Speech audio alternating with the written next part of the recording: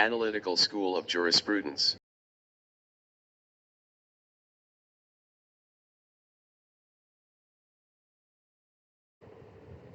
Introduction to Analytical School of Jurisprudence. Analytical School is additionally called the Austinian School since this approach is established by John Austin. It's also called as an indispensable school because it treats law because the command of the sovereign. The Analytical School gained prominence within the 19th century. The nobility of 18th century juristic thought was reason. Writers like Descartes, Locke, Rousseau, Kant advocated reason because the last guide and judge in everything. Analytical jurisprudence treats of the dogma or exposition of the abstract principles of law because it exists now. This provides an analysis of the essential principle of civil law because it exists. It pays no attention to their past stages of evolution, nor does it consider whether or not they are good or bad, i.e., it more or less ignores the historical and ethical aspects of study. Allen has identified that Austin doesn't revolt against 18th century individualism but seems to be quite impervious thereto. His approach was secular, positivistic, and empirical. In fact, it had been Austin who propounded the speculation of positive law, the muse of which was laid by Bentham. Main features of Analytical School of Jurisprudence.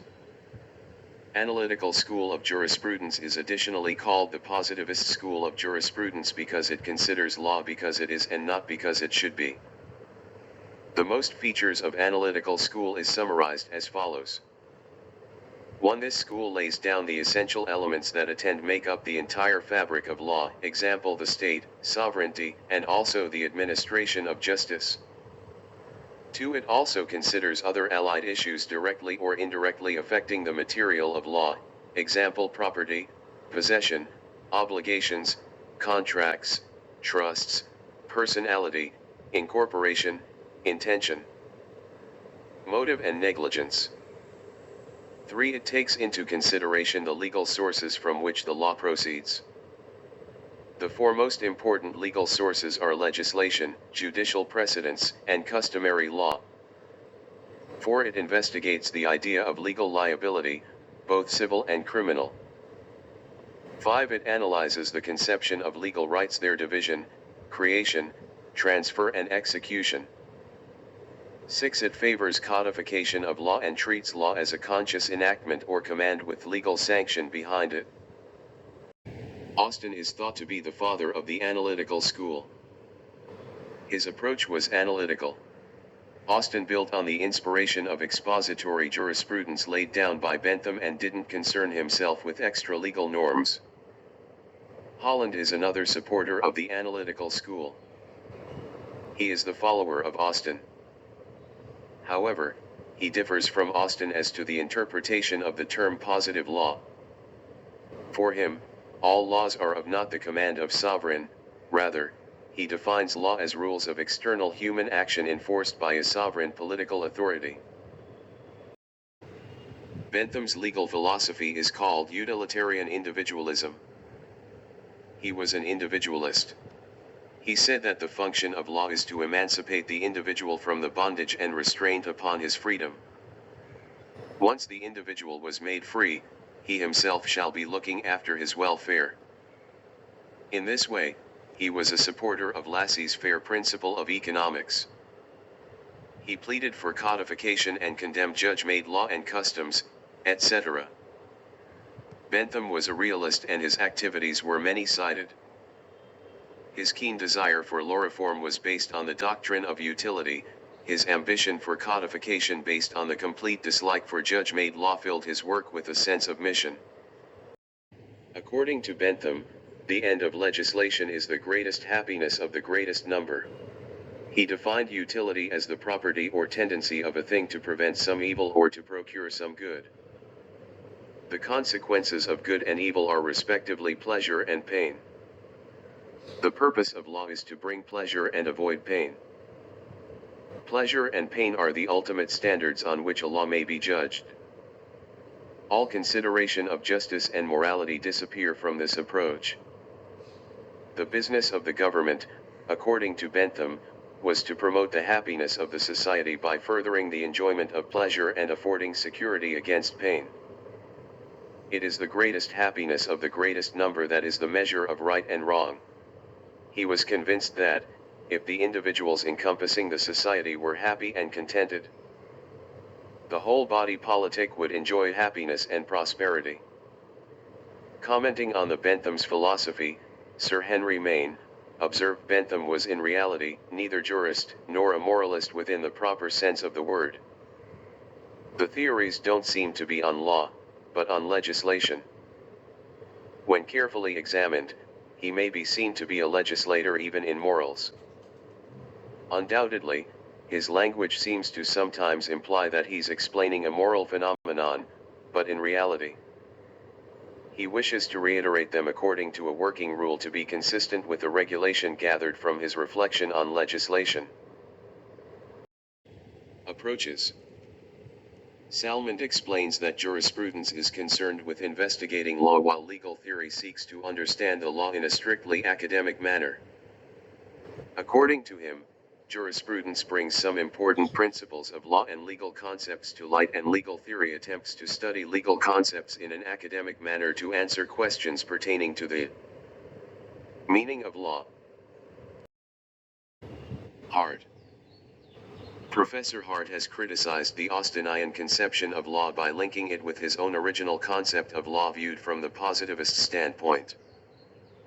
He has rejected any system of law based simply on coercive orders on the ground that this view is patterned on criminal law when, to a large extent, the modern legal system confers both public and private legal powers. For instance, in the case of the law relating to wills, contracts, marriage, etc. According to him, many laws do not have sanction attached to them. For instance, customary laws, enabling laws, and laws imposing duties on public authorities. Kelson's pure theory of law. Kelson was not in favor of widening the scope of jurisprudence by correlating it with all social science and rigorously insisted on separation of law from politics, sociology, metaphysics, and all other extra discipline. Kelson rejected Austin's definition of law as a command of sovereign as it introduced subjective consideration, whereas he wanted the theory to be objective. He discarded the notion of justice as an essential element of law because many laws may not be just but they still continue to be law. Kelson defined science as a system of knowledge systematically arranged according to the logical principle. Thus, Kelson's theory of positive law is based on normative order, eliminating all extra-legal and non-legal elements from it. He believed that a theory of law should be uniform. Kelson claimed that his pure theory was applicable to all places and at all times. It must be free from ethics, politics, sociology, history, etc., though he did not deny the value of these branches of knowledge. He only wanted that the law should be clear of them. Criticism for Austin's theory. 1. Law is not a command. 2. Law is not a duty, it is rather enabling than restrictive. 3. This definition does not cover customs and international law. 4. Also, his definition ignores the social aspect of law and psychological factors which secure its obedience. 5. It has no universal application.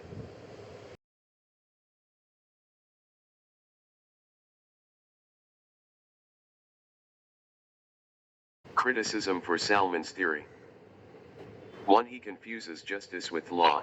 Law is actually in force whether it is evil or good, whereas justice is the ideal founded in moral nature of man. 2. Law is defined in terms of purpose. Law serves many ends, and by confining it only to pursuit of justice, Salmond has narrowed the field of law. 3. Courts, not legislation. Conventions are not included in this definition because they are not enforced by courts. Meaning of courts is not defined. Certain areas of law, like customs, international law, etc., can also not be incorporated since even these are not enforceable by law. Criticism of Kelson's theory. It excludes all references to social facts and left the needs of the society. His pure theory is without any sociological foundations. Kelson's assertion that all the norms excepting the basic norm are pure has no logical basis. The theory is found to be based on hypothetical considerations without any practicability.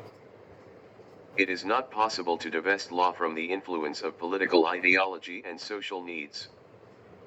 He does not consider justice and morality as essential attributes of law. According to Kelson, the law and the state is the same thing.